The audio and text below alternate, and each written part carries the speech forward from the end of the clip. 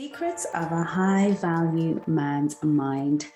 So today we're going to be talking to Dr. Mike SMALLEY, and we are going to be discussing the secrets of a high value man's mind. See you in just a minute.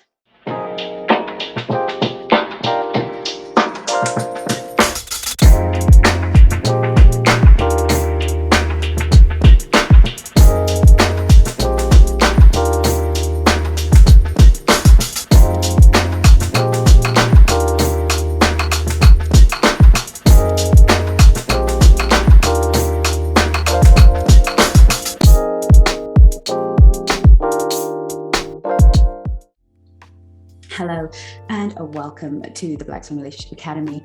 My name is Chengi. I am your dating and relationship expert here at the Black Swan Relationship Academy, and we will be talking about the secrets of a high value man's mind and maybe defining what that is for many of us, for some of us, and really digging into the mind of somebody that I definitely believe is a high value man. I feel very honored to have him. So I'm just going to read his bio so that we know exactly what he does for a living, but what he does doesn't necessarily make him who he is. What makes him special is what we're going to be discussing throughout this interview.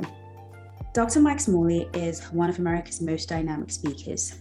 He preached his first sermon at 14 years old, pastored a church at 24, and the Lord sent him into full-time evangelical ministry at 30. Since then, he has helped to plant over 55 churches internationally, including Africa and Central America. He has spoken to over 40 nations to reach for and apply the wisdom of God. Dr. SMALLEY appears regularly on numerous television programs and authored 13 books. Mike is passionate about reaching the lost, teaching Christians who they are in Christ, and traveling each weekend helping pastors achieve their dreams and goals. So let's get to it. So welcome, Mike. It's such a pleasure. It's taken forever for us to come together, and I have been stalking you and stalking Kathy, your beautiful wife, who's ministered to us in the High Value Girls Pray group on Facebook.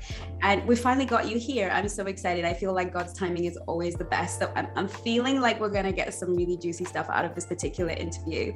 And I really asked you to come on here because Kathy shared her beautiful story, and all the girls were swooning, like, oh my God, really, is that possible?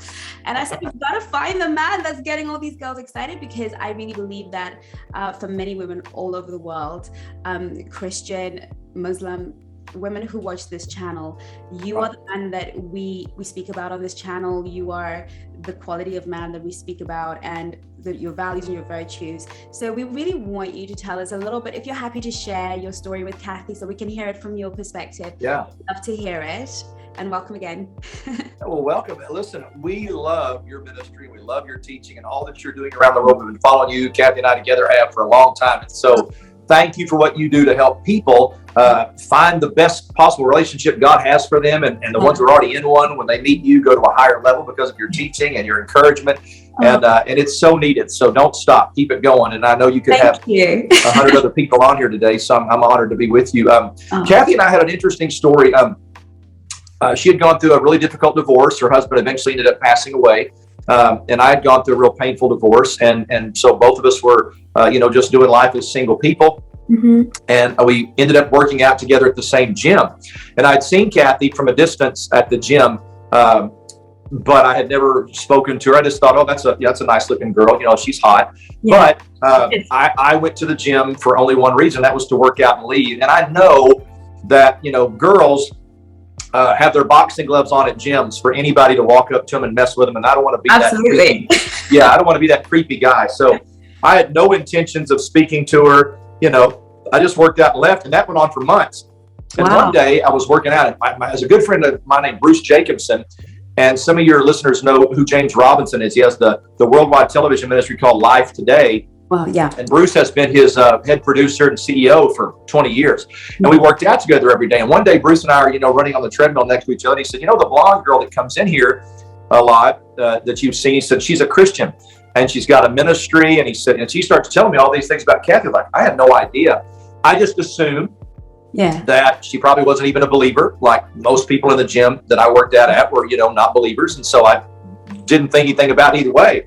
Yeah. So when he said that to me, it's like, really? And at that point, I was single and I was very happy with my life. And I was, traveling full time, preaching, and I was dating some. but nothing serious, of course. But I just wasn't looking for a girlfriend, nothing.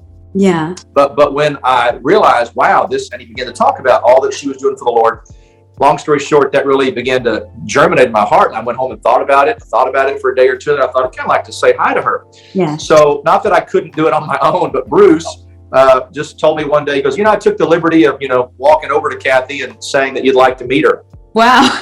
you did, and it was really weird. I've thought about this a lot, but I have no answer to it. I mean, I've been speaking publicly since I was 14. Mm-hmm. So I'm not shy. No one's ever accused me of being shy. Yeah. And I speak, for a living.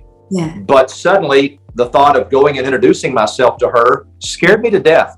Yeah. And I was not that way with girls or anybody else I wanted to date. I just would go introduce myself and see what happens. Yeah. But it took me about 3 weeks to work up enough nerve to approach Kathy. And I still don't know why, but maybe just the Lord was preparing her for some, I don't know. Anyway, I went over, walked over and gave her the, I am Mike, and, don't want to be a gym creeper, and just said hi to her. And would it be okay if I called you sometime? And we went to coffee. I'd love to hear about your ministry, what God's doing. And she said, sure. So it took a couple of weeks before we could actually do that. And then it just took off from there. And we ended up getting married, sometime later. So that's kind of how it all started. And now we're obviously, went through COVID, all that kind of stuff. But so we're looking back now, and it was an innocent, I'm working out at the gym. Wasn't trying to find anybody. She wasn't looking for anybody. And it just kind of put together like that. But after the second date with her, I went home and something had just clicked and snapped in my spirit. And as cheeky as it may sound, I literally went home and I walked in. I had a courtyard where I lived with walls around it so I could pray openly. Was outside, but no one could see me. And so I was just out there praying, looking up, hands in the air. And I asked the Lord, said, Lord, there's something about this girl. There's something, this is not a normal thing. Mm-hmm. And I asked the Lord right then after the second date, give her to me. I want her to be my wife. And, and he did. So that's kind of how it all started.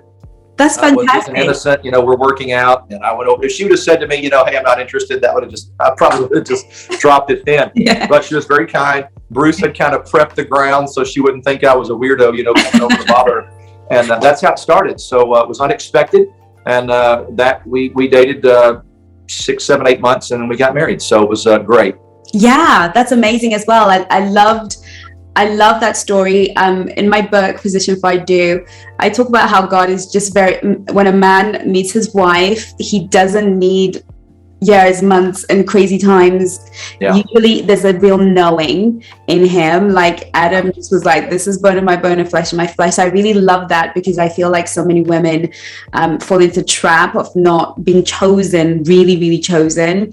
And meeting men like you, of course, let's be honest, it's not particularly common, but it's so good to know that women can think, when my man meets me, it's not going to take 100 dates and a million other things to happen. He's really going to know deep inside, and then he's going to be very honorable in how he dates me. And I know that you're very, very honorable with Kathy. And I know you also put her through some questions and vetted her, which I always say to the girls, that a high value man will vet you. He will want you to be right, because you're building this incredible work with God for yourself. You've healed your heart, you've worked on yourself. So obviously you wanted a woman that would not come and shipwreck that.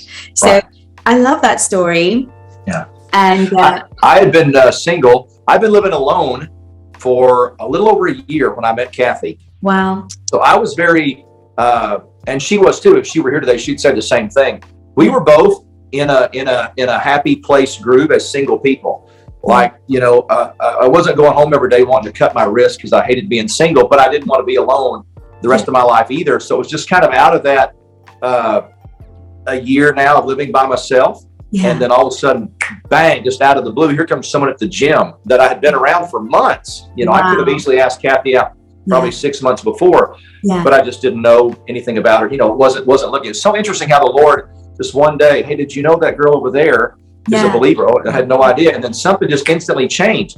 It's funny because I probably met 100 Christian girls during that time that I didn't know were Christians. And someone said, that girl's a Christian. And it didn't do the same wow thing for me. There was something that clicked, and it didn't mean that any of them were not attractive or any way bad girls. It was just, okay, it was just nice information. But with Kathy, it was an instant.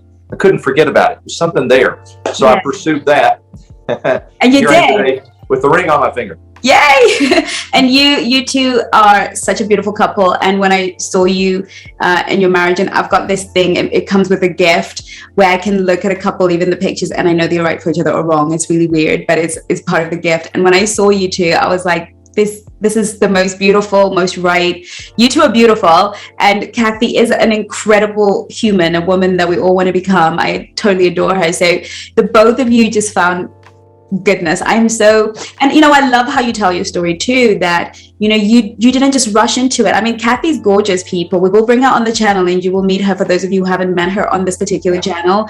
But I'm sure Mike, if he was some other guy, if he wasn't so high value or so certain of himself and happy with his being by himself, still wanting love, but worked on himself, he could have just rushed into that. Right. And I think a lot of women don't realize that high value men, they're going to take their time, they're going to assess, they're going to make sure that it's right. There isn't that kind of rush. And sometimes I probably need to get into Kathy's head and think, did you notice Mike? And what were you thinking in the gym? Because she didn't tell us that story about the gym. Yeah, that's a good point. I need to ask her that too. That'll be very interesting. I bet she's checking you out. But this is such I love it. It's so romantic. It's so romantic. And I love that it was a short courtship, but really profound, because I think most people might think or have the impression that you guys rushed into it.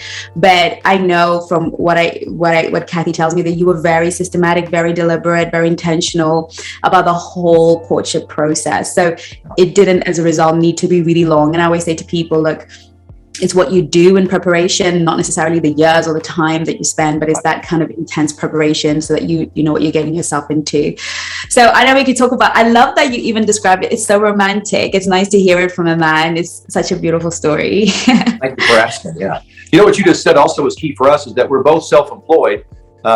She has her own business and I run my ministry. Yeah. So we had the advantage that we could spend more time together in a month than many people could do in 6 months that are working, at a job that's, let's say, 8 to 5. And by the time they get home from work and take a shower and, meet at a restaurant at 8 o'clock. Well, she and I could take a lunch if we wanted to for 3 hours every day in a row, and still do our work at night, because we worked for ourselves. So we crammed in 4 to 6 months, what some people can't do in 2 or 3 years. And it's not their fault. No. It's just we have the blessing of being able to work for ourselves. So if I had 7 hours of things I had to do tomorrow, and I wanted to do it from 5 p.m. to midnight, I could spend, 8 to 3 with Kathy, or vice versa. And we were able to do that So by the time we'd known each other for even a couple of months, we had already spent thousands of hours together on the phone, etc. FaceTiming. It was, it went from, talking to her every, 3 or 4 days, to then talking every day, then FaceTiming 2 hours a day, then seeing her every day. And, so by the time we had got to where we were married, we'd been dating about 8 or 9 months, but in that 8 or 9 months was, for some people, 2 years worth of courtship. So, and what you said was so key. We already brought together, in our late 40s, my case, early 50s, we already knew what we wanted. We already had we were established people in our life. That's real important too. And you're so right. When you don't, it doesn't take 12 years to figure this out if you already have a lot of foundation for yourself, Yeah. Yes. And I just love that you two, she mentioned that you gave her a list of questions that was totally impressive to me personally as a relationship coach. I was like, I love that. Tell us a little bit about those questions. What were they about? Yeah, I gave her a list of I think it was 50 questions that day. It took me quite a while to write them out. I mean, I didn't get them out of a book or anything. I did them all. Wow. And they were not just really, they weren't the basic questions like, what's your favorite pizza kind of stuff. And that's all a part of it too. But it was more, I really wanted to know what made her tick. And primarily I wanted to know how to serve her. And I wanted to know, what kind of a girl I'm getting, in a relationship. And so I'd ask her questions like, if we were ever in a fight, how would you want me to approach you and make up, or, things like that. If what would be, if 5 years from today, someone were to ask you, or if 5 years from today, you looked at somebody and said, I'm in the greatest season of my life with my husband, what would I have to do in the next 5 years to make you say that? Those kind of things, that kind of stuff that, I was asking her. There were some basic things in there that I asked her that, where you want to go on vacation you've never been kind of questions. But most of them were really, questions that when she would answer them, I could really know about, if tomorrow you have the worst day of your life, what are the 3 things you would want me to do to make it better? A, listen and, don't say anything. B, solve the problem. It was things like that. I was just throwing different questions out to her. A few of them were silly just to be silly, but for the most part, they were real serious minded. So I could, 50 questions. Dr. Mike Murdoch, I used to live next door to, and he was was and is a major spiritual mentor in my life and father. Wow. And he's huge on questions. And he told me one day, so it's impossible in a relationship to ask too many questions. It's impossible. It's just, you could ask somebody 1,000 questions tomorrow and it'd still be, you got more, because questions really reveal. Sometimes in life circumstances, let's just say if Kathy were to have a death in her family, which she did 2 weeks ago, a cousin passed away. Well, that's the first death in her family in the years that I've known her. So it took me years to be around her in a death crisis. Right. So that was a new experience for me, except you can ask them questions about it 2 years before it happens to get some. So questions will tell you something about a person that saves you having to wait 6 months to see it when it really happens. And sometimes it's a red flag when it happens, and it's better to find out in the question. Nothing. I remember years ago, I took a girl out on a date, and I had done my due diligence. Good girl, goes to church. All the you can find out about something before you go out. It was all good. And at the table, she made one statement, just haphazardly, that totally let me know, wow, you're into that. That's a deal breaker for me. Yeah. I learned that in one question, one sentence, etc. So had I waited around, for 2 years before the horoscope convention came back to town, then that'd have been a shocker. But to find out she's got an 800-page book on horoscopes and she's real into astrology, that ain't me. That's not my thing. Wow. So. Yeah. You know what I mean? So you start asking questions and they come out. So we asked each other some great questions, but the main ones I asked Kathy were things about her heart. How can I serve you? On a bad day, what do you need? What do you not need? On a good day, what do you need? What do you not need? What makes you feel neglected? What makes you feel heard? Because it's different for every person. And you've got listeners who've been in several relationships, and it's funny. You can date one man who likes your hair this way, the next guy wants it that way. Yeah. And you thought, well, wait, or we all make, it all changes. Your wife can want you got some women who love to date on the weekends and others who love to date during the week, and so it's learning each other. Yeah. And that's why I wanted to fire the questions off to her. And the main reason, to be honest with you, that I sent her the questions was not just to learn about her, but she had come out of a really difficult relationship of abuse. Her husband eventually passed away of a tragic overdose. There was a lot she went through for years. Yeah. So knowing she had been wounded so severely, I needed her to hear me ask those questions so she would know where my heart was. So I wasn't just asking for information for me. Yeah. I was sending her questions so she would know these things are on my mind about you. And that was my main focus. Well, we would like you to please pray that you multiply more mics so that we can share them out to the world. Okay, because that's fantastic. I mean, that emotional sensitivity, emotional intelligence, and insight and foresight is really, for me, major part of that high value matrix. I really feel like, your ability to be masculine and a leader in the relationship, but also be so sensitive to your woman, to your feminine, to the woman that you believe God gave you. And I love what you just said there, where you said, look, it was about also me reassuring her, because I have a lot of ladies going, I went on a date, didn't ask me any questions about myself. And I think a lot of men who might be watching this don't realize how valuable we feel and how wonderful it is when a man actually inquires, especially about things that are really insightful, not things like, what's your type?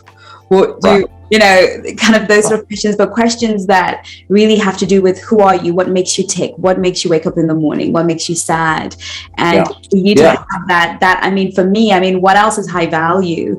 And so we're going to segue into more of the kind of questions, and we can take it from there. And pretty much, I'm going to ask you, Mike, what is high value to you? I know in the world we hear that is the one that earns 6 figures, who's over 6 foot, who has all these options and all these women want him. And I've often had a problem with that. I think there's some value in that, but I've always felt it's deeper, and I feel that my viewers and followers believe that it's deeper too. So what do you think? I think you're a high value man, but how would you describe, how would you define of a high value man? Oh, it's a great question. For me, of course, as a Christian, every lens I look through in life, I look through the scripture lens. Yeah. So for me, a high value man would be a man who puts, Jesus Christ first in his life and wants to glorify him in everything he does, which would include his wife, his kids, his business, all the things he's putting his hand to do. At the end of the day, he wants to know that the Lord was pleased with his actions, and not in some attempt to earn his salvation, because you can't do that. Salvation's by grace and through faith.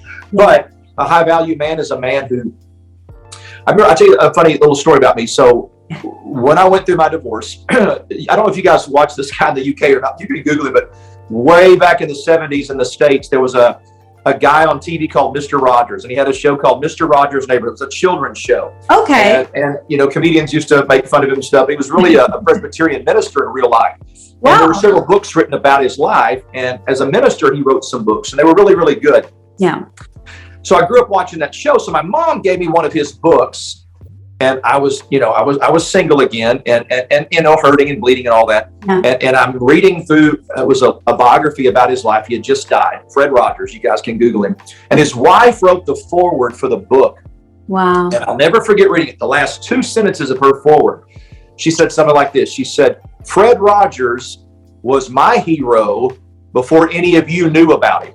In other words, I knew him when he wasn't famous and all that." And then she said, we were married 50 years before he passed away. And she said a couple things about his accomplishments and his achievements. And then she said this, "But here at the tail end of my life," she said, "out of all that's been accomplished," she said, "I can say being Mrs. Fred Rogers was the greatest honor of my life." Wow. And I jumped out of the chair when I read that, and I said, "God, bring me a woman who would feel that way about me." Wow. So for me, a high value man would be, for me, looking back at the end of all this, I want those who are connected to me to say, he was a high value man. I want them to say, I'm glad he was my dad. I'm glad he was my husband. It was one of the greatest honors of my life to be, connected to this person. So for me, I could go through a list of practical stuff like, they're time managers and all that. And all that has truth to it. But at the end of the day, a high value man that's worth spending time in life with is a man who values his relationship with Jesus Christ above all others. And out of that knows his passion to care for the people around him. Wow. And he may do it, of course, imperfectly. He may stumble. It's a process of growing and, learning. But at the end of the day, he's a man that come hell or high water, he's putting Jesus first. There's no iffy about the God part, And I'll answer your question by saying this. One of the things that impressed me most about Kathy, and I know not everyone listening to me right now is a preacher and a minister, but just be me for a minute. Be a single preacher guy. And I'm a single guy, and I'm a preacher. So anybody that I date knows I'm an evangelist, and we have a television ministry and all of that. Yeah. And so I started seeing girls would talk spiritual talk at the dinner table, and I could tell they were trying to impress me.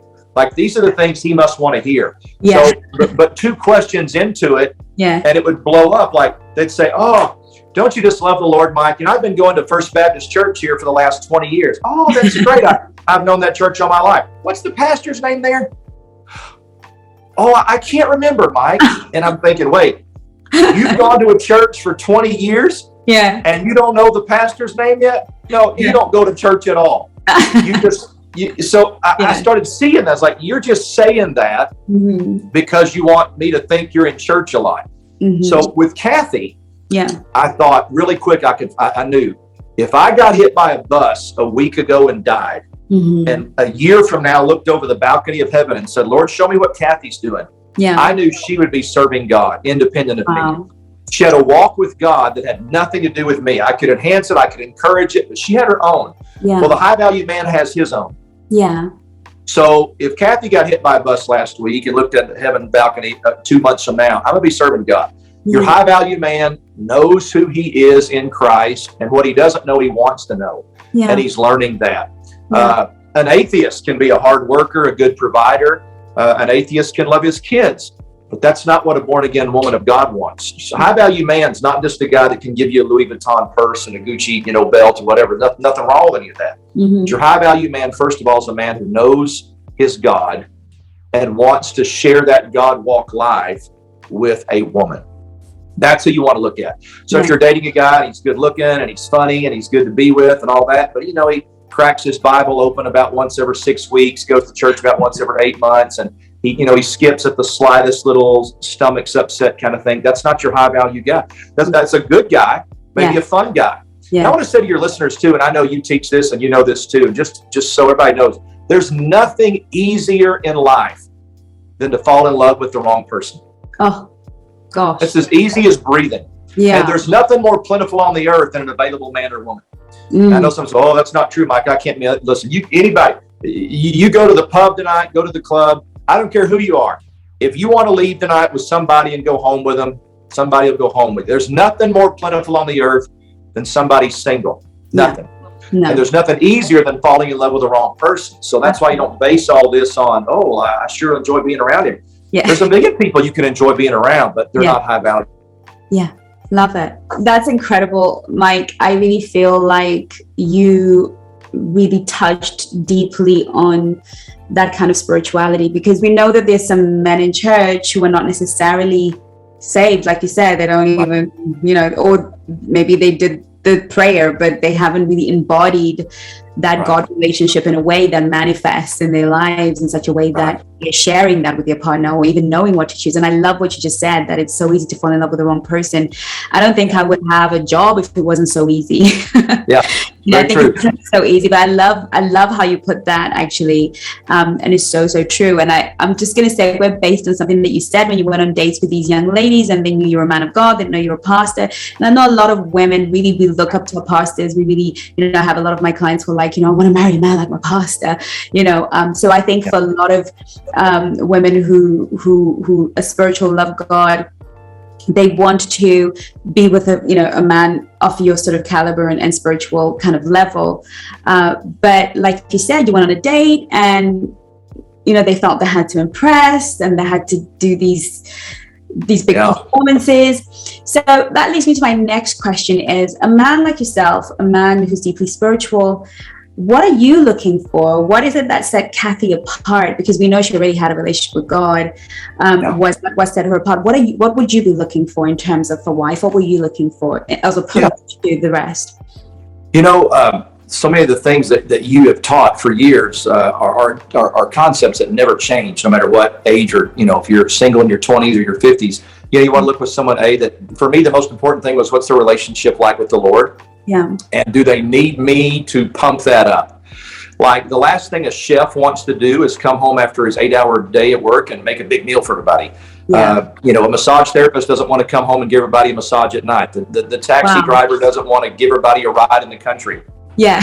I don't want to come home after ministering to people all day and have to teach my wife how to pray over dinner. You know what I mean? So I was looking for someone with a walk with the Lord. And then I wanted to see, similarities in vision and focus, and, what are their goals? What is their reaction to what you're passionate about? That was big to me too. If Kathy would have been a solid Christian and no doubt loved Jesus, but she's just like, I never have really understood preachers and not really interested in the ministry. Well, what do I do with that? That's me. So for me, I was looking for someone that had a hunger for the Lord and that loved to live life. Yeah. We don't just preach 24 hours a day. I ride motorcycles. I've got a black belt. I love to travel. I wanted to go ride horses, go to movies, and go to dinner. I'm living life. I'm playing as hard as I'm working. Yeah. So I wanted somebody who would want to do all those things too, while keeping the Lord first. And it was real clear, with Kathy that, she had that vision and that focus and on those things. So I think too, I just say this, and this may be controversial to some who are listening to it, but men, it is true. Ladies, men do, first, second, or third date, they're basing that a lot on appearance. You know, no man woke up this morning and said, I think I'll go out with somebody tonight that I don't find attractive. And so, you know, obviously the same way, you know, a girl's looking for a man she thinks is attractive. It may not be her only requirement or not even her first, but at the end of the day, she'd like to be attracted to her man. Yes. And everybody's attracted, and everybody's attractive, and everybody's attracted to somebody, to a lot of somebodies. So a lot of women think, you know, men are just sexual, they're visually stimulated, and they're always after one thing. And for a bad man, maybe that's true all the time. For a good man, a high value man, yes, he's attracted, and he will ask a girl out 1, 2, or 3 times because she's attractive to him and he's wanting to learn about her. But if I could leave one thing with your listeners from now till the rapture, grab this, know this. I don't care if it's a saved man, an atheist, a Muslim, a Buddhist, a Christian, men in general. After you get past the first 2 or 3 little beginning stage dates, and then you start talking long-term, marriage, long-term commitment, whatever. If a man stays with a woman, it is always for one reason and one reason only. It's not the sex. It's not she looks good. All that's factored in. But a man makes his decision to stay with a woman based on one reason. That is how he feels when he's in her presence. Wow. That's the decision maker. That explains a lot when you see a celebrity who's handsome, got a ton of money, got a ton of power, and he's with a woman that nobody's trying to be mean or judgmental, but they're all kind of like, he could do better than that physically, you know, looks wise. Wow, he's with her. Yeah. Because he feels in her presence unlike he does anywhere else. You've got men who are married to beautiful women. By any definition, these women are gorgeous, and they run off with their secretary that nobody thinks is attractive. Why? Because she was way better in bed than his wife? No. He felt something in her presence he didn't feel anywhere else. That doesn't make what he does right, by the way. So women need to know that when your man is out with you, when your high value man's out, he's engaging in conversation, he's noticing how your words make him feel. And at the end of the day, a man is longing for about one thing, and it's not sex, and it's not even respect, though all that's important. High value man's wanting a woman that knows how to talk to him, that knows how to talk to him. That's the secret. Do you know how to talk? How does he feel when he's in your presence? Does he feel judged, condemned, criticized, nagged, all that? He's out. He's out emotionally, or he's out physically. And it doesn't mean that you have to you know, brown nose and blow up all kind of false, fake stuff to flatter a guy. It doesn't mean that either. It means sincerely practicing the overlooked verse in Proverbs 31. We all talk about the Proverbs 31 woman, and it's a phenomenal chapter. But verse 26 says the law of kindness is in her mouth. Wow. At the end of the day, a man's not looking for a woman who can pull off a deal, buy land, feed the kids, and make clothes. That's all awesome and honorable. Yes. But is the law of kindness in her mouth? That's what he's looking for. Because there's nothing more plentiful on the earth than an accomplished, hardworking woman. Wow. When a 14-year-old boy is laying in bed at night, you know, like this, he's laying back in bed and dreaming about his future wife one day. He's not thinking about somebody that cook a good meal, mop the floor good. He's not fantasizing about somebody that can, you know, negotiate down here at the bank. He's wanting to know, is it somebody he's going to hold hands with and enjoy being in their presence? Does she know how to talk to me? And that's how you capture a man's heart. You think of the craziness of Samson. This guy who's, I'm sure, was good looking, big muscles. He's got long hair. He's the head of Israel. He can have any woman that he wants. And Delilah's clearly trying to mess him up because she's asking him 2 or 3 different times, what's the secret of your strength? And the bad guys come in and mug him every time, you know, she gives him he knows that she's trying to get him turned in. Yeah. You would think he would say, I ain't talking to you anymore.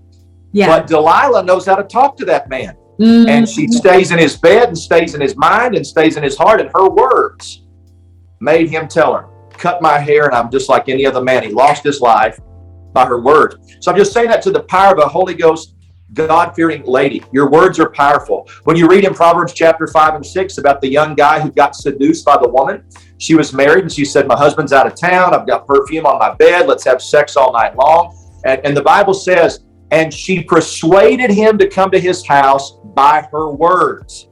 No mention of how hot she looked. No mention of how good she looked. No mention of her mini skirt, the size of her breast, her leg, nothing that you would think would turn a man on. She got him with her mouth.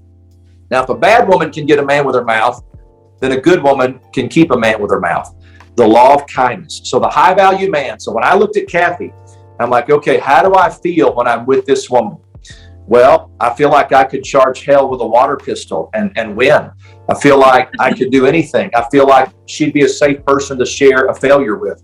I feel like that she would be someone, if I got hit by a bus and was in a coma, she could pray me out of it. You know, and we all have those kind of feelings when we first start dating people initially. But you got to look through it all to see if it's real. And with Kathy, I thought I have found a woman who, you know, when I was dating, I thought, I love how I feel when I'm with her. I don't like it when I'm not with her. Things I would have done in the past with 10 or 12 guys that I had fun with, I don't want to do that now because I'd miss a night over here with her. That's what a high value man's looking. If you know how to talk to a man, that's your ticket.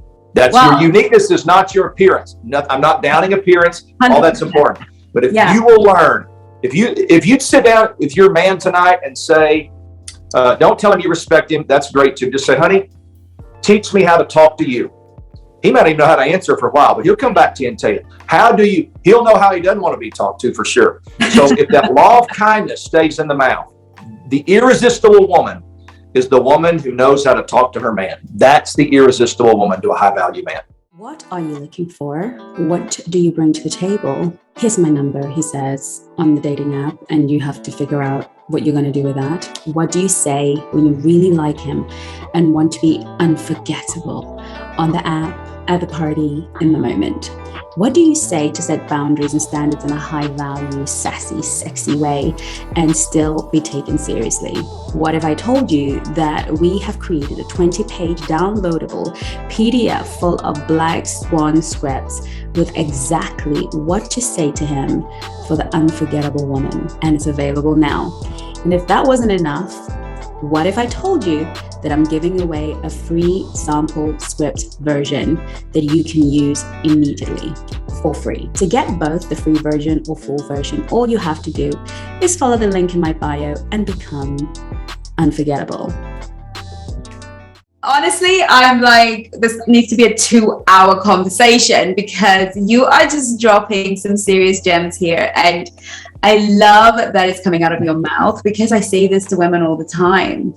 You build your relationship with your mouth and you destroy it with your mouth. And talking to a man is a real art form. And I think a lot of women feel like it's intuitive. They just know, but they don't have an example. And it's a whole art form, making your man feel respected by your words. But I love everything that you've said. I mean, honestly, we could go on for days. And I also love that, you spoke about a woman's spirituality being more than her ability to just read scriptures and recite them back to you, but the fact that you are a man too, and that you like motorcycling and you like to live your other life. And Kathy's spirituality isn't just about she can pray with you. And I love that, you the analogy you gave that you didn't want to come home and have to raise a baby Christian when you're out there, planting churches. You wanted to come home and meet your equal and share that good energy and grow together and know that she could stand on her own. And, you also kind of were able to really look and say, look, she's that. And she's also a woman, because I find that especially for Christian women, we have this, it's almost like I talk to my clients and I say to them, look, talk to him like a man. You don't have to talk to a Christian man through scripture. You don't have to speak to him in scripture. Just, so true. Be about that. Be about that salvation thing. Be about that life and let it kind of come out of your pores. But when you speak to him, he's also a man. And I love that you kind of touched on all of these things, that I'm a preacher, I love God, but at the end of the day, I'm also a man. And that's not exclusive. That's not like, okay, that's the God bit, that's the Mike bit. It's all God. It's all an expression of God in you. And I love that. And I think so many Christians need to hear that, because we tend to forget, especially with a man who's a preacher, an accomplished man of God himself, they might feel like they can't be women. And what you loved is you could do these fun things with Kathy, because men of God want to have fun too. They want to enjoy time with their spouse. It's not just a whole long prayer meeting in that marriage, Right. Yeah, that's right. I love that so much. You're the best at teaching on this, and I'm so thankful for your voice, because many women are teaching about what women need, which is of course important. But you also balance it with, okay, girls, here's what this man needs, and here's how you know. Yeah. So I think it's so. If ladies, if you're looking for a man of God, say that 3-word phrase slow: man. Yes. Of God. He's of God. Yeah. But he's a man. He's a man. I love what you just said. Yeah. Don't just talk to him with scripture. You know. Yeah. He's a man. Yeah, and Dr. Murdoch has a wonderful expression. Please. I heard him say it 30 years ago. He said to a group of women, he said, inside of every man is a king and a fool, and the one you talk to is the one that answers back. Wow. Think on that. Wow. Inside every man is a king and a fool, and the one you talk to is the one that answers back. I love Dr. Mike Murdoch. I think he's incredibly wise, but I love it coming out of your mouth. I love it coming out right now in this moment. And I think I just want everybody to just pause this video and Salah, just let's all meditate, shall we, on that word. In terms of your social expectations, what were your social expectations of your wife, of Kathy, when you're introducing her to your ministry? Because that's a big deal. And sure. Some men might, some high value men may not be in ministry. They may have businesses, they may have other things that they do, but they're godly, good men. What were your expectations of her? How did you expect her to conduct herself on social media? Yeah, that's a great question. It's funny. I had a girl that I had gone out with years and years ago, just a few times. Wasn't anything serious, but I took her to meet a very high profile man, a very famous man, and we were in his home, and she was a good girl, but just hadn't been taught. And he asked her a question, and she didn't hear his response. She couldn't hear him. So instead of saying, pardon me, could you repeat that? She went, do what? And, do what? And I thought, oh my gosh, do what? What are you talking? Do what? Like, this guy is world famous. If I told you his name, he's household name. Wow. And he's a Christian as well. And you just been in his house for 30 seconds. Do what? And I was so embarrassed. It's like, do you know who you're talking to? Do what?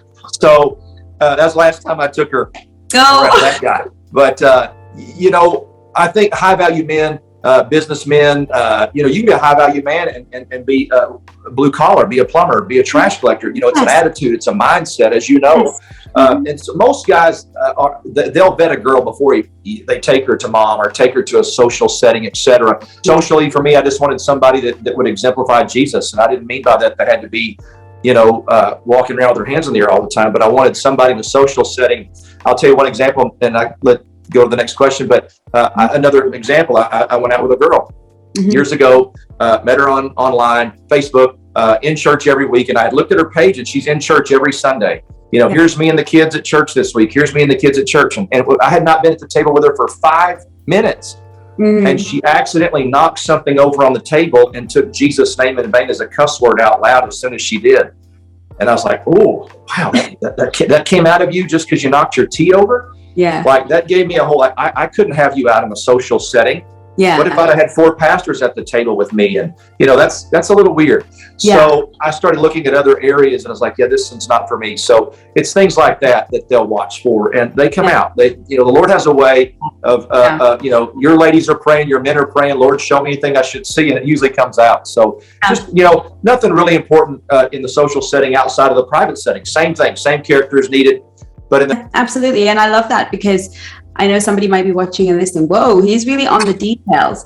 But I feel that, it doesn't feel like you were checking on the details. If you are that woman who is careful about her words, careful about how she shows up in the world, and not just careful, but you've really worked on who you are, because ultimately, like you said, whatever's inside is gonna show up. I always say to the ladies, you never really need to worry, because the truth always comes out. It has a way, light always shines on that darkness, and it always, shows. And, I don't think it's about anybody watching this thinking, gosh, I got to really watch my P's and Q's and make sure that I never, it's really about becoming, right? And that's something you touched on in the last question. How you make a man feel is about the world you create within yourself and that you share with him. And if you're not creating a world where you're self-respecting and self-loving, and you can't bring that. So I love that. Let me say one thing too. Let me say one thing as well, what you just said, because there could be some listeners thinking, wow, I don't have a chance, because sometimes I mess up or sometimes I say something. Yeah. It wasn't so much what she said that bothered me as I could tell it didn't bother her. She took Jesus' name as a cuss word just like that. And there was no change in her facial expression. I could tell that was as normal for her as me sitting here talking to you right now. So that, it wasn't the one-time thing like, okay, you have no problem taking your Savior's name and bringing it down to the level of a 4-letter word, and you're not even fazed by it. Like you could tell him, like, oh, I should have done it. Oh, sorry, or I'm embarrassed, or nothing. Full speed ahead. Would have done it again in 20 minutes, and that's what was red flagging to me. So obviously, we all got to be us. We all say things, and we've all said things, done things that are whoopsies, and I have, and everybody else has. So it's not a checklist of once or twice and you're out, but it's a real revealer of your heart. And I really believe this: God wants to spare our emotions, a pain and a shipwreck and all that. If we're watching for red flags, the Holy Spirit will show them to you.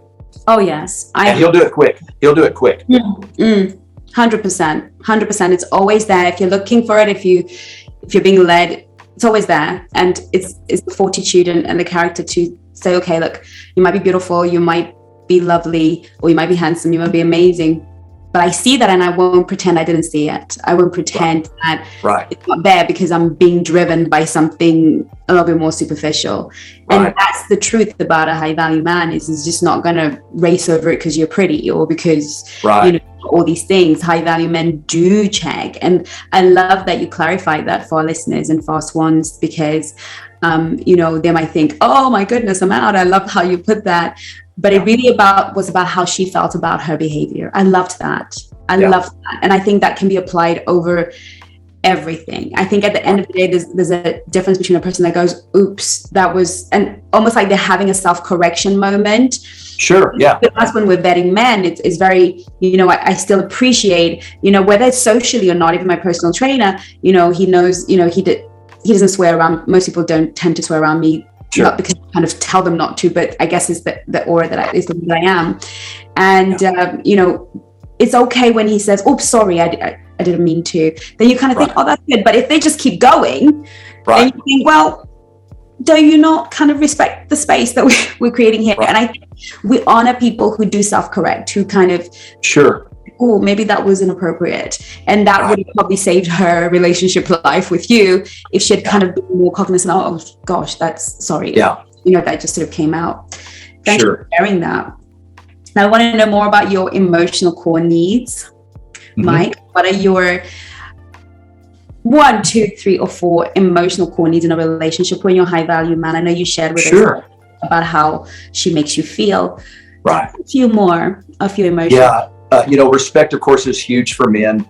And I wanted to add in here too, for you ladies that are dating, high value men, especially if they're in a successful business or ministry, they're going to be really super time conscious. And it's a red flag to a man that's high value if he feels like you're trivializing his time. So if he's giving you 2 hours, and don't say, why can't we be out for 4 hours? He may be changing 1,000 things to give the 2. So it's the gratefulness. So for me, respect, of course, is huge. Emotionally, I need respect.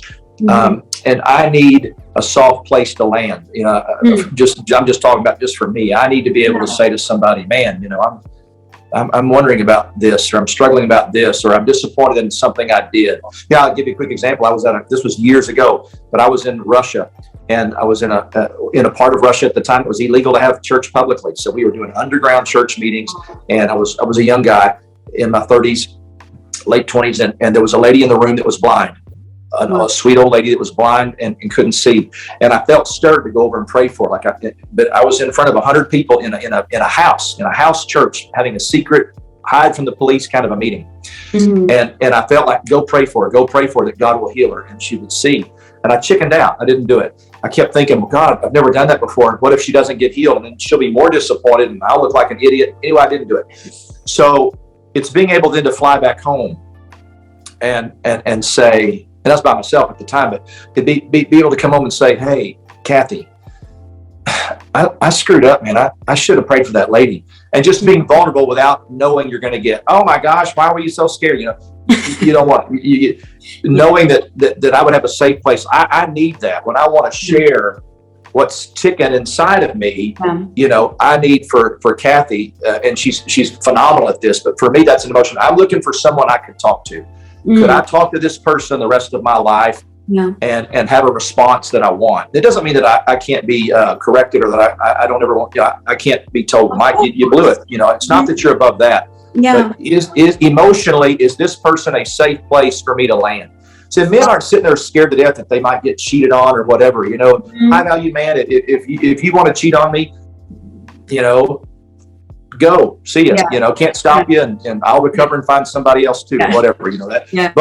But not that it wouldn't hurt, but your whole life's not just tied to their instant approval and their, you know who you are with them as well. So a man fears investing his life, not that he's going to be cheated on. He fears making a wrong decision. Have I trusted my heart? Men don't talk a lot freely, but when they open up, did I choose bad? Is this woman going to hold what I said against me? If I told her, I failed over here, is she going to hold that against me 2 weeks from now and remind me of it? And, it emotionally. So is there respect? Is there a safe place for me to land? Is there a safe place? Can I trust this woman? Remember the Proverbs 31 woman? Her husband trusts in her. So he knows this woman. Doesn't mean he's afraid that, I could go out of town for a month and she'd never cheat on me. It's not that. It's the opposite. It's when I'm with her. Can I trust her reactions? Can I trust her response? Can I trust her words? Do they build me up or do they tear me down? Does she emasculate me? So high value man's looking for the respect and the safe place to trust his emotional sharing. When he opens up, is it safe to open up? Can he put his armor down and be a little boy for a while and know it's safe? And then can he put his armor back on and march out the door? That's what I need. Love it. Yeah. I love it. I feel like so many women don't understand that need for man. I always say to the ladies that a man needs a safe space to park his heart.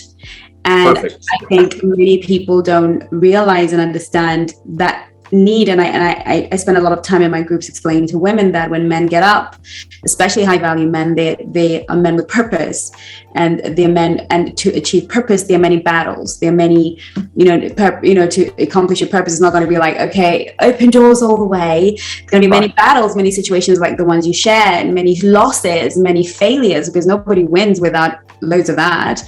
And, what he needs in that time is that safe space, and it doesn't make him weak. It doesn't certainly make him feminine. It really, and this is a thing for masculine men as well. They really do need that. And I love that you said that. I love how you described trust. I loved how you described how a high value man. You see, I chose the right guy for this particular conversation, but I love how you described that, a high value man is not sitting around waiting, oh God, please don't cheat on me. Please don't cheat on me. Why? Because he knows who he is. He knows what he's built. He knows what he's worth. And of course he doesn't want to be cheated on, but it goes way deeper for him. It goes way, way deeper. And it's about whether he can trust her. And I love it. I love that. Tell me what he fears in a relationship. What do you fear in a relationship? What is your greatest fear in a relationship, or perhaps in general?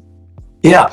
My biggest concern would be what I mentioned earlier. I don't want to get to the end of it. I want everybody to get to the end and say, we were so glad he was our dad, our husband, etc.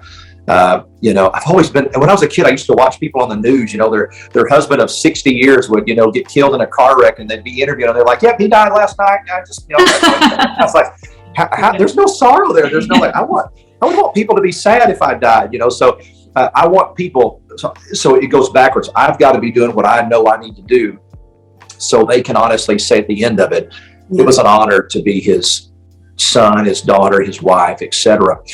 So my fear, if you can say it that way, would be for the opposite to happen. Yeah. I do it wrong, and I get to the end, and they're like, "Yeah, we endured him at the most." You know, I would not want that. So that's a big. I don't want to say fear, but a massive concern for me is that it's a goal to do it right, so that they're glad they were here. I think men are fearful that they will make a great investment and then regret it. Wow. Because a man is investing his money, his last name, many times his body, he's investing, as a woman is as well. Mm-hmm. But in some cases, the man is, underwriting it all financially. He's doing, he's giving everything. And at the end of the day, did he choose bad? I think that's a fear for many men. Doesn't usually happen by the time they get to the wedding altar. They've overcome all that. But sometimes when there's trouble in the marriage, they go back to, did I make a mistake? And their big fear is not being cheated on. It's not being lied to. It's not she's going to take his money. It's, wow, I can't get my 30s over again. Did I choose wrong?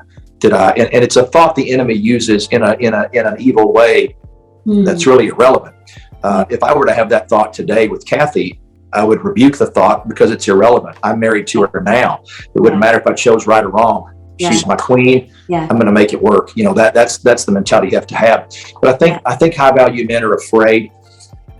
This is one of the biggest fears of men they won't talk about. They're afraid of being exposed. And by that, I don't mean that they watch porn privately or something like that. They're afraid that if they open up and share with their wife something, that a week from now, a year from now, somebody else might know about that. I know a guy who wrote his wife a very delicate, open letter, like a love letter, and she was so proud of it. She put it on Facebook. She took a picture of the whole letter, and it crushed him. And she didn't understand why he was so crushed. It's like, well, I know you love me, and wouldn't you want everyone to know? And he's like, no, I wrote that to you. Like he was opening up a part of him. Well, men are afraid that if they do open up, they'll pay for it later. That's one of their biggest fears. They'll pay for it either by criticism or by something like innocent, like, I didn't think you'd care. I just wanted my girlfriends to see how great a man I had. He was crushed and embarrassed like that. That was private. So I think a high value man is concerned about those things. He's concerned about being misunderstood. He's concerned about being taken advantage of in the long run. I gave my all, and I don't feel like there's respect or acknowledgement of what I've given. I think men fear those kind of things a lot. Wow. I've heard you say repeatedly as we've spoken, and the one word I have for it is this sense that for you in particular, and I would suspect for most high value men, and I say this to the ladies, especially in the dating playbook, that a high value man is concerned with his legacy. And you, it's like, gosh, I don't want to not have a legacy. I want to be remembered, and I want to be remembered well. And these are high levels of thinking and high levels of being that women should really desire in a man, rather than all the other stuff that really doesn't. But I love that you said that, and I'm not going to dwell on it because I've got more questions for you before you go. What would you say you desire but you're afraid to ask for? When dating, you mean? Dating, or in your marriage, in your relationship, what do you think most men are afraid to ask for, but they really, really desire from their wives or the person they're dating? What a great question. Like women as well, men are afraid of rejection. They may not say it right out, but they're afraid, especially if they take a leap of faith and be a little bit more vulnerable. Yeah. One of the things I said to Kathy early on is I said, look, I'm going to open up and I'm going to say something to you. I wanted to talk to you. I said, I want to talk to you for 5 minutes. I said, just don't speak for 5 minutes. Just let me listen. And I'm going to, give you a chance to, stab me in the head if you want to, but I'm going to be vulnerable enough to just share some things and hope that you won't. And I just opened up, and of course she handled it great. I think many men are afraid of being a little bit too vulnerable. I think women have the same fear. If we share too much about our past, will they accept me? Will they want, to move forward with me? All of that kind of stuff. And so, and a lot of it becomes rooted from our past. Mm-hmm. Some men opened up and they were encouraged to be vulnerable and to talk and to share, and they paid for it dearly. So they said, okay, that'll be the last time that happens to me. And so it comes back to law of kindness. Who's talking, just really think on that. I mean, Delilah had been told by Samson 2 or 3 different times. He lied to her. Okay, if you do this, my strength is gone. And then she had the cops and everybody bust in his house and try to take him out. He knew she was coming after him, and he still eventually just said, okay, here's how you could destroy me. He went ahead and just opened up. She got to him through her mouth. There's a wonderful way to, men just love it when they're talked to properly. So I think men are afraid of asking for things that show their vulnerability. They're afraid of showing just how weak in certain areas that they are, for fear that they'll be judged for being less than men. Men going through midlife crisis, men whose careers COVID, their career may be taking a nosedive, and they're going to open up and say, I feel like a failure at 50. Well, that's a really delicate thing to say to from a man to say. So I think those things are really the core of it. There's other, specific examples, but at the end of the day, men are afraid to be rejected if they really expose who they have been or who they are. Men are afraid that if they tell you about their past, you'll think that's going to be what their future looks like, when they have all intention of being different, as women do as well. Tell us about, because I know the girls asked Kathy this when she was sharing in the group. They wanted to know, men and money. How do high value men think of men and in relationship to their wives, to their women? And I know you sort of touched on it a little bit, and you're like, you underwrite things financially, but love to know your perspective in terms of when you think of money, when you think of your family, when you think of your wife, how does that work in your world? For me, and I know there's a lot of people that are different, a lot of people that do it different, especially if they're getting married in midlife. It's one thing when you're 18, you're just coming out of, school, but when people have been married, 20 years and it fails, and now they're 50 and starting over, and they bring, a lifetime of savings or a house. I know there's many intricacies. For me personally, I've heard of crazy, weird stuff about, I've got girlfriends who will go out on a date, and the man will ask on date number 1, do you mind if we go Dutch and you pay for yours and I'll pay for mine? That's always just been real puzzling to me. I don't understand that. I've always been old school, and the Southern, kind of upbringing here in the States, that the man, obviously pays for everything on the dates, and, he's courting her. I think that's the cultural and the biblical way, really. For marriage, I think it's the same way. I think all men, all real good men, really want to be able to provide everything for their wife. So if she works outside the home, it's only because she wants to. There's some great men and some godly men who can't make that happen immediately, or maybe that doesn't make them bad men, or doesn't make them less a provider. But just for me personally, I would want always to be able to provide, completely for my wife. And if she wants to work outside the home or do something for money, it's because she just enjoys using her gifts, or she wants to, occupy her time for 20 hours a week or whatever, not because I'm over here holding on to my money at the pool hall and don't want to give it to her. That you see the difference? That kind of thing. I love that. There are a lot of marriages who they can't do that. The man, his income doesn't make enough to cover. I'd probably say 80% of the homes in the States have 2 people working. That doesn't mean those men are bad or don't want to, but when you find a man who could and won't, that's your bad man. Yeah, I agree with you. And I talk a lot about the provider mindset, because it's more mindset rather than whether he can. It's more that he wants to, he desires to. If he could, he would. Sure. Right. 80% of households, he can't do what you're able to do for Kathy and in your relationship. But at least I think a woman generally just wants to feel like he desires to, he longs to, and he kind of sees it as his responsibility. So I really, really love that. But just a quick side note, because this is really interesting. Obviously, when you met Kathy, she's an accomplished woman. Why weren't you intimidated? Why weren't you put off by her? Because a lot of women that are successful, they love the Lord. A lot of women that love the Lord are very successful as well, because they're blessed, right? And they always come to me and like, I think men are intimidated by my success. What are your thoughts about that? How come you were not bothered? I have no way of proving this. I'm just going to give you my opinion based on the conversations I've had with women. Yes.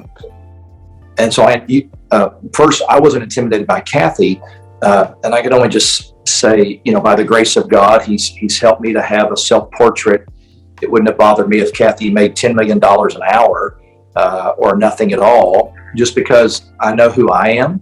Yeah. And Love anything that she is a blessing. But you know, if I was great before I met her, and I could be great after I met her. That was my mentality. In other words, I wasn't intimidated by her being her, because I knew who I was. Yeah. And so that part of it, you know, her earning and all that didn't bother me. Of the girls I've talked to over my ministry and over the years who like share with you, I'm struggling. I think this guy's intimidated by money. When I dig deeper, about 50% of those women, it's not true. The man is not intimidated. They think he is, and they're actually making it worse by things that they say that kind of push his buttons. Like, oh, I made more than you this week, or, you know, things like that, where it becomes more of a contest, and now he's feeling belittled. And it's not that he's bothered that she made more, it's that he feels condemned because she pot shot him because this week he didn't make as many commissions as she did. Or does that make sense? So I think a lot of women have to sit back and look and say, okay, is he really bothered by this, or is this my perception? And my experience has been about 50-50. 50% are right, he's bothered by it. The other half, he's not bothered by it at all. It's the way it's being presented by the woman, or it's a fear that she has that'll later, I'm going to fall in love with this guy and he's going to end up rejecting me because he's never going to make as much as me, you know, that kind of thing. Yeah. Love that answer. Really, that's perfect. Thank you so much, because there is that 50% absolutely who, you know, they just can't cope. But there's definitely that other 50% where, you know, women get into competitive energy. And I always say to ladies, look, you can be successful, you can be achieving. And I'm sure this is what Kathy did, is she didn't lead with her success and her achievements. She led with her beauty, her kindness, and I'm talking about her inner and outer beauty. So I always say to ladies, look, you know, we don't have to deny our success and the blessing of God in our lives, but it's not who we are ultimately. We are ultimately good women. We're ultimately kind. We're ultimately loving. We're ultimately nurturing. We can lead with that in conversation, and we can use that as our, this is who I am. And I can't imagine a man who is healthy, godly, works on himself, masculine, who's going to be like, okay, you're all of these, you're kind, you give me a safe space, like all the things that you've shared, but you got way too much money and way too many things. Can't match you, you know. So I think, thank you for saying that, because that's very encouraging. And you know, I want all the women to know that, again, they can be like Kathy. I know she shared her story, but really hearing it from a man that, look, I know who I am. And I say this to women all the time, that a high value man knows who he is. Fundamentally, he knows who he is. Not kind of, his identity is not connected to things, but to who he really is. And of course, in Christ, way more grounded. Fantastic. Did you want to add anything to that? No, you said it beautifully. Great. Now, do you think that you have judgments on a woman's sexual history? I just want you to be absolutely honest. No judgment. It's a safe space here at the Black Swan Universe Academy. I was so glad that you mentioned this. Yeah, let me know. And you know, scenarios where obviously maybe a girl was a little bit, you know, out there, and now she's found Christ and she's changed her life. You know, what's your whole kind of Okay, I was so glad we were going to talk about this. So obviously this is just my opinion. I think it's a big mistake for men and women to share all of their past with the person that they're dating. And I know there's some brilliant people that disagree with that. And I don't mean by that that you keep 1,000 million secrets. Of course. But just me. I'm a huge believer that the past is the past, and it's under the blood of Jesus. And the Bible says that God has thrown our sins into the sea of forgetfulness and remembers them no more. So if God won't discuss my past with me, love it. Why do I need to discuss it with 40 other people? Now, let me balance that. Let me balance this. So let's just make something up. Let's say I'm dating a girl, and I'm single again, and I'm dating a girl who's, you know, had 40 or 50 partners in her lifetime. Okay. I don't want to know. I don't care. However, if she's got a sexually transmitted disease that she currently has right now, and that would be moving forward into our potential marriage, I need to know that. So the part of your past that's important to talk about is the part that lingers in the present. If I've had 4 children out of wedlock, I need to tell the girl I'm dating, eventually I've got 4 kids out of wedlock. Doesn't make me the worst person on the earth, but they're going to be in my present and in her future. Of course. That would be something I need to tell.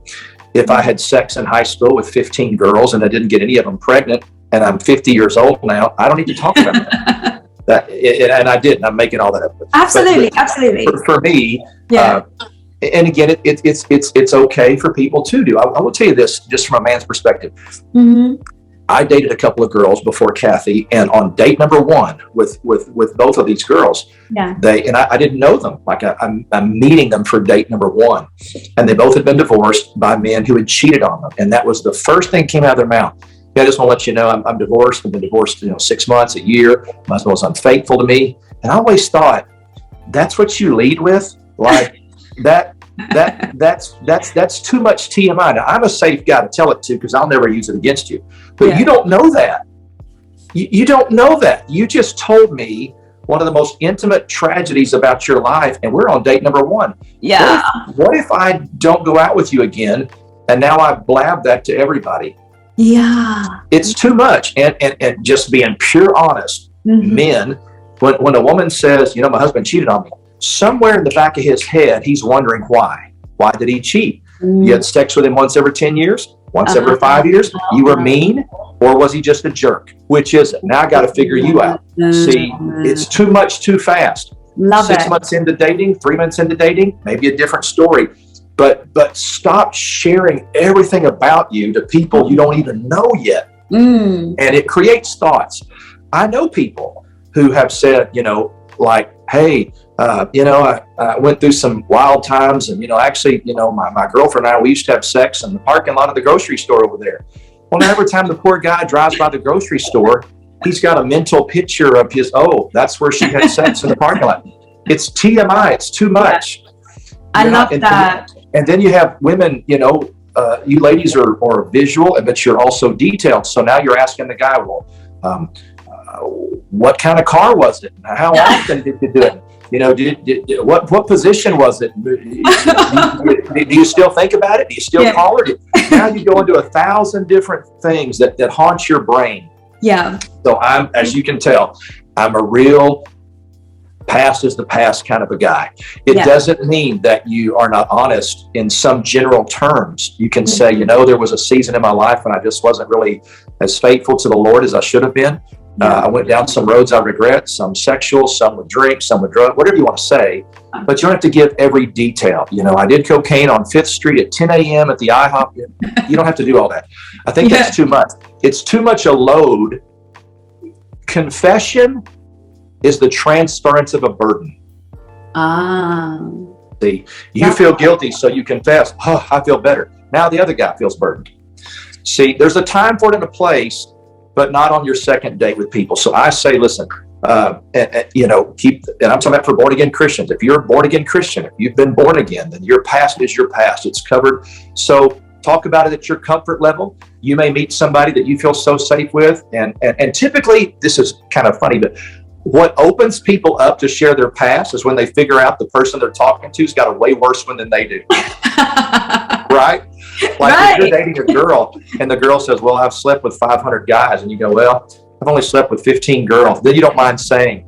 But so it's best to just say, by the grace of God, here's who I am today. Yeah. And there's nothing about my past that would hinder me moving forward with a future with you. If that's what the Lord has, there's nothing in my past that would hinder. Let me say this real quick and I'll give it back to you. But I've got a guy right now that I'm dealing with right now. I've known for 30 years, went to Bible college with him. He was in the same Bible school as I, preparing to preach, doing his thing. He was a very unattractive man. And I'm saying that for a reason. I don't mean that unkind, but he was an unattractive man. And he didn't, nobody would date him. He found a girl that would go out with him. And so he fell deeply in love with her, married her, and his world was just rocking. He was so in love with her. And about 6 months into it, she sat him down and said, look, I tried to get over this, but I was raped as a kid. I was sexually abused all my life. I thought if I got married, I could have normal sex with my husband. I thought I could be a normal person, but I'm just telling you, Everything about it has brought all the bad stuff back. And long story short, she walked out of that room and never came back. She left him. She divorced him.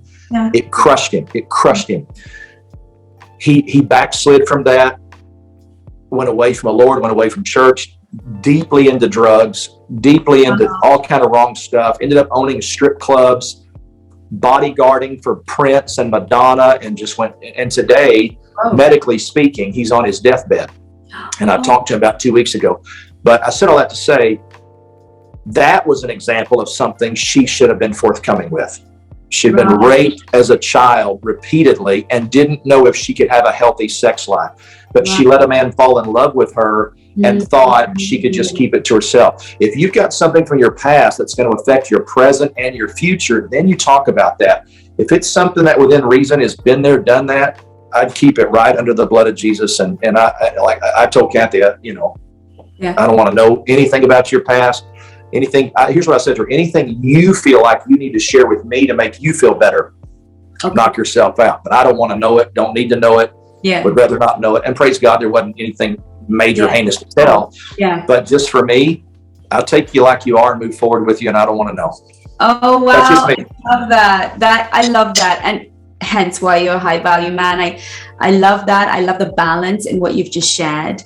I really do. And I think you of all the people I've interviewed, amazing, incredible men, we agree on so many things, but I think you really just hit my viewpoint on that, like bullseye. I really feel that that's the perfect balance to allow the past to be the past. I always teach ladies and the men that I coach, we don't need to purge on a date.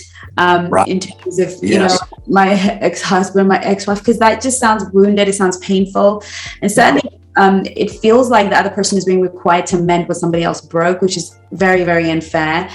And like you said, you are just giving them weapons to use or to expose you in ways that are just really healthy. So I love that you said that, not just because you know that to be the wise thing to do, but from experience, and that these women who did this at least were safe because it's you, but could have been very unsafe. But they didn't know that. They had no way of knowing that. They didn't know. Yeah, that's amazing. So, wow, I think we're at our last question now.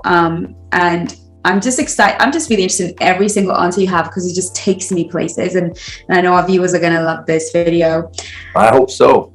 Yeah, they will. It's going to be like exciting for them. How does he expect a woman to resolve conflict with him? How conflict is going to show up? I'm sure you and Kathy have had yours, and it's just so important for people to know that as much as I love you guys as a couple, you're human, you can have conflict. Sure. Now, as a high value man, how do you want a woman to resolve conflict with you, whether you're dating her or married to her? How would you want a woman to resolve conflict with you? It sounds so simplistic, but it's true. It's gentle. The Bible talks about in Thessalonians, other places, to meek and a quiet spirit. Doesn't mean you don't have an opinion. Doesn't mean you can't have a strong opinion. But if we're a team, if we're one, then you have to know, if I pursued you out of 8 billion people on the earth, and half are women, and I pursued you, I chose you, I put money down for your ring, I gave you my last name, then I'm for you. So in conflict, remember, whatever I may have just said or whatever I may have just done that looks weird or is weird or sounds hurtful or is hurtful, just stop and remember, I'm for you. So let's stay in that oneness and sit down and gently and nicely ask me questions. Why'd you say this? Why'd you do that? Or Mike, can you just shut up for about 10 minutes and let me tell you how this has made me feel? Yeah. And so in the spirit of transparency, I have not been always perfect in that area at all. Mm-hmm. Sometimes I'll interrupt Kathy because my mind works so fast. So if I already think we're going here, let me just jump to the end of it and answer the question. But she's wanting to be heard. Yeah. And so what I do in conflict now, and I tell anybody to do this if you're a man, is when your woman's coming in burdened, mad, hurt, even has nothing to do with you or everything to do with you, just stop and say, okay, help me to know what you need from me right now. And I always tell us to get, am I holding the bucket so you can vomit? And that's all you want to do? Yeah. Or do you want me to problem solve with you? Right. And it's about 60-40. Mostly it's just, let me just vomit, which is hard for a man, because like, we're problem solvers by nature. I could just solve that if you'd let me, but she's wanting to vent. Yeah. So for a woman, just say this, and you've taught this for years so eloquently, but women attempt to change other women through criticism. Yeah. And they think that works on a man too. They think it'll motivate him to do what he ought to do. No way. It motivates two reactions. One, he wants to fight you, or B, he wants to get away from you. He's either going to leave physically or emotionally. But men don't criticize men unless they want to start a fight. Wow. That doesn't motivate a man to want to change. That makes a man go, who do you think you are? I'll punch you in the nose. It creates anger in a man. So for the conflict, women have to remember, you're not going to change your guy by criticizing him. But go back to Delilah. This is real fascinating. I'll say this and let you have it back. I don't want to talk too long. I'm fascinated by the dynamic in the New Testament, and the Old as well. Proverbs 14:1. A wise woman builds her house, foolish woman tears it down with her own hands. There's no mention of a man in there. No. Woman build it up, woman tear it down. There's not a single scripture in the Old Testament that hints that a man has that much authority in his house. Eve didn't listen to Adam in the Garden of Eden. Adam listened to Eve. Yes. Women are influenced by men. Yes. Women are not listening to men. Women listen to other women, and men are listening to women. And that's a profound thing. In Peter, in 1st and 2nd Peter, when he talked about what do you do if you got a man who's not saved married to a woman who's a Christian, and Peter tells her how to win her husband over by her example. And it wasn't just stay holy, it was your tone, your demeanor, your respect. In other words, you've got influence over him if you'll play it cool. Wow. There's no reverse scripture. There's no reverse scripture that says, husbands, here's how you could play it cool. And there's no instance where he tells a man, hey, you got some clout with the ladies, so do this. Yeah. Doesn't mean he doesn't, but my whole point is a man will pretty well do anything that good woman wants if she approaches him properly. And that's hard to do when you've been hurt, you're wounded, especially if he's been a jerk. But that will save far more volcanic explosions than you can imagine, because a good man, a quality man, look who just came in, my good woman right here. Hey, Kathy! This is our beautiful Kathy, everybody. Look at her. She's been gone this whole time that we've been talking. So it's the approach. A good man, at the end of the day, will always want to know that she's happy with him. Having her pop in. So where were we before the beautiful Kathy? It's the approach. It's the approach. This is, I have not always mastered this either, so I'm talking out of my own mistakes, but I think in conflict for a high value man and woman, you have to remember whatever's just happened, they're not doing it to you. Whatever they just did or said, they didn't wake up in the morning and think, how could I screw my wife today and just make her day miserable? How could I make my man hate life? Nobody did that. So if they've done something that's made you mad or hurt or frustrated, you have to remember they didn't do it to you. They didn't just intentionally try to, make your day horrible or your week horrible. And that's hard in the moment. If you slam the door on my fingers, the car door, you can say you're sorry in 10 seconds, but my hand is still throbbing. I know you didn't mean to, but it hurts. So it's keeping yourself controlled in that moment and reminding yourself, however this looks or sounds, they're not intentionally doing this to me. Now they may have intentionally spouted off and said something mean, and well, Mike, they did mean that, but what's behind all that is they're not trying to ruin your life. There's something else there. And I'm learning, and Kathy and I are walking through making sure that we stay in that check spot where we can sit each other down and go, okay, what did you really mean by that? Or what did, that's a growth process for me, because as a man, your reaction just, what do you mean? What'd you say that for? But when you look beyond that, okay, there must be, is there a wound here I'm not discerning? Is there a need I haven't ministered to? And how can I love on that part until the other part makes sense? But reminding yourself, as a high value man or woman, they didn't do that to me. They didn't set out to just cut my head off. I feel like they have for the moment, but there's something behind that. Nothing is ever as it first appears. And so getting beyond that and behind that is real critical. And I tell you, Kathy and I will say this, we don't do everything right. We haven't always done everything right. I sure haven't done everything right, but I tell you something right we do. And we have since day one. We pray twice a day. Wow. Every morning before we get out of bed and every night before we go to sleep. And there's no exceptions to that. Even when I'm out of town, we FaceTime. That's been real key for us, just to keep regrounded and we don't pray for 12 hours or, but I take her in my arms and I say, okay, let's pray. Sometimes we're exhausted. It takes 30 seconds and, we're done. And other times we really dig in, but it keeps us focusing everything back on the Lord. Yeah. And I want to say this to your listeners, because when I was single, there were days I loved being single, didn't want to change. And there were other days I would preach to a crowd of people and I'd go back to a hotel and just be dying of lonely. I'm like, I just walked out of a TV studio and now I'm back in a hotel room by myself and nobody to talk to about the service. And, and nobody talks about this. So I know you do, but I'll just say, what do you do when you're 40 or you're 50 and you're a Christian and you're sexually stirred all the time with no way to take care of that? You want to have a holy life. So you can't go out and sleep around, 3 times a day with people. You're really trying to live with integrity, but you're struggling with that too. And you think, man, it could be weeks, months, or years before I get married. So am I going to go 5 more years without sex? And, all these questions come in your head. And then you start thinking, okay, I'll date, and you have a few bad ones. And it's easy to think that everyone out there is a nut. They're all crazy. There's no good people left. So this really helped me. And I want to encourage your listeners with this. I believe this from the core of my being. It's impossible for 2 people. Let's say it this way. It's impossible on the earth in any category for only one person to want something. It's impossible. This is a coffee cup here. Let's just say that I think every coffee cup ought to have a fan on top of it. So your coffee's being cool while it spins. Yeah.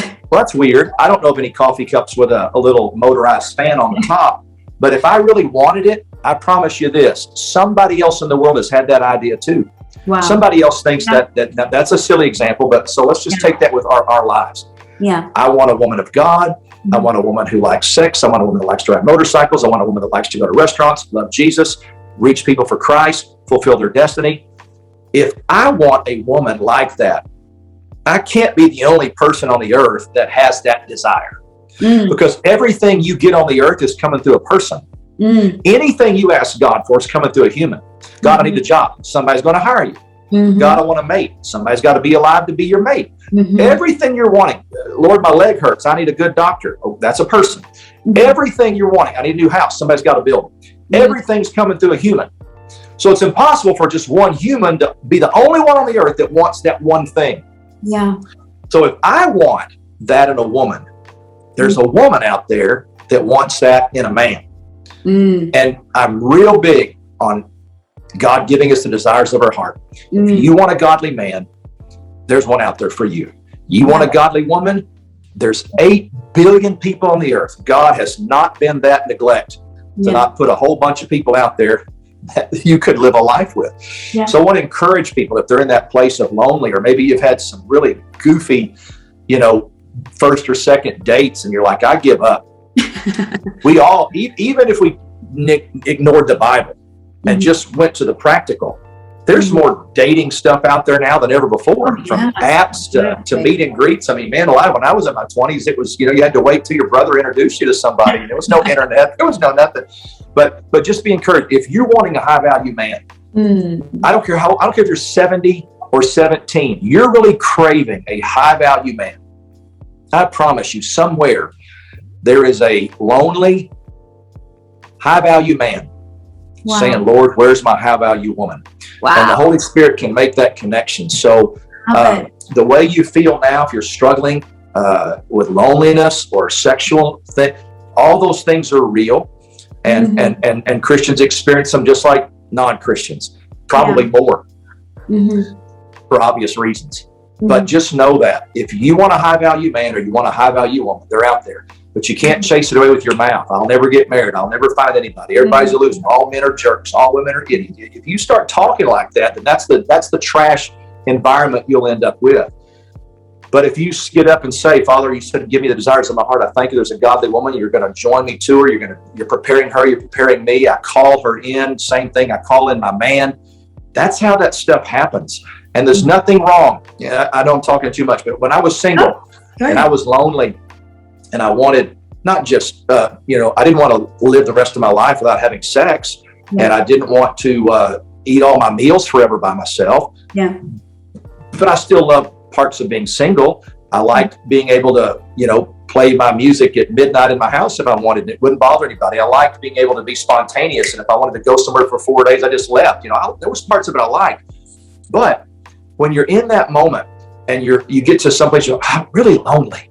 I really want to share life with somebody. And then you share that with a Christian who's been married for 40 years and they're happy, and they almost always slap you down. Oh, Mike, come on, just, enjoy being single, and God will bring the person in his time. I hate religious stuff like that. I hate you can sit around your whole life and stay in your house and never meet anybody. There's nothing wrong with asking for a mate. There's nothing wrong with putting yourself out there so someone can meet you. When Joseph was in prison and the butler was going back, they let the butler back out. They let him out of jail, and he's going to go work for the Pharaoh. And he told him, when you get up there, you get around him, you tell him, I'm down here and I'm innocent and I can interpret his dreams. And that's how Joseph got up there. When he was called a few weeks later, he gave his business card out in jail. I interpret dreams. I'm a good guy. He didn't sit there and say, well, if God wants me to get out, he'll get me out. So don't listen to religious people who are, getting all the sex they want with their wife of 40 years or their husband, or they got money and just enjoy your time. God will bring it in. Stop it. They're happy getting theirs and all that stuff, and you're the one over here going, man, I want some. So there's nothing wrong with saying, Lord, this is a desire of my heart, and calling it in, and God will bring it for you. There's nothing more plentiful on the earth than a man or woman. And so be encouraged, everybody. Be encouraged. Just work on you, stay full of God, and call that thing in. It's his. I met Kathy in a day. Just think about that. That's obviously. But I woke up that morning with no idea I was about to go meet my future wife. Wow. So whatever loneliness I had the night before, whatever struggle I had no idea I'm 12 hours away from problem solved. So, God doesn't always send an angel and 10 signs. Hey, get ready, do your hair up because next Monday. No, exactly. I'm at the gym all sweaty and, whatever. So, Chengi, thank you so much for all you do. But between you and Bishop R.C. Blake's, I keep inspired on my relationships. And but it's out there. The Bible says 2 are better than 1. And a 3-fold cord is not easily broken. I loved when I was single, and I'm thankful to be married today. So there's strengths in both. But people don't believe the lie of the enemy that there's nobody out there for you. But and it gets personalized. Well, nobody's going to want to marry me. I've got 4 kids. Or nobody's going to want to marry me because I've been divorced 12 times. Or no, that's wrong. There's always somebody out there who has grace for your scenario. And there's always somebody out there whose scenario is worse than yours. And I say worse tongue in cheek, not that yours is really literally worse or bad. But whatever scenario you give, there's somebody out there who would say, I'd give my right arm to spend my life with a person like you. And so there's hope for all of us that want to be married and do it right and enjoy, what God has put in front of us. So anyway, I'm talking too much, so I'll stop. Oh my goodness. I love it. I'm like actually transfixed. I'm like, swimming in all of these amazing words. I just really feel like you were sent for such a time as this. I was talking to the ladies in the Black Swan Nation, and I was saying something not as well articulated as you have just put it, but something along those lines where I was like, if you exist and you are working on yourself and you are growing and you are loving yourself and you're loving God and you're becoming this woman, then surely the other version of you exists as well. Exactly.